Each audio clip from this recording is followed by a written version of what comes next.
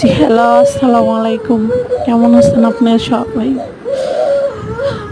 হঠাৎ করে আমার মেয়েটা অসুস্থ হয়ে গেছে, সাবিহা। যারা যারা সাবিহার ভিডিওটা দেখেন সবাই কমেন্টে বলবেন, জানাবেন, লিখবেন, তাহলে বুঝতে পারবো আপনারা কে কে সাবিহার ভিডিওটা দেখেন। ঠিক আছে, সাবিহার ঠান্ডা লাগছে হচ্ছে, রাত্রেবেলা নিয়ে শুয়েছি ভালো, সকালবেলা দেখি একদম গলা টলা ভেঙে শেষ, শ্বাস নিতে পারতেছে না, শ্বাস বন্ধ হয়ে যেতেছে, এরকম অবস্থা। তো ইমার্জেন্সি ডাক্তারের কাছে নিয়ে গেছি, ডাক্তার ইমার্জেন্সি ভাবে বলছে আর দিনের মধ্যে 4 বা 5 বার করে গ্যাস দিতে, নয়তো ওর মানে নিউমোনিয়ার মতো সম্ভাবনা হয়ে যাইতে পারে।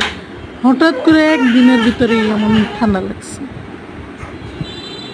তো ওর আব্বু গ্যাস দিয়ে দিতেছে, তো আমার কাছে কোনো মতোই আসে না। ওর মানে ওর আব্বুর কাছেই বেশি থাকে, ওর আব্বু বাসায় আসলেও আমার চিনেই না বেশি একটা।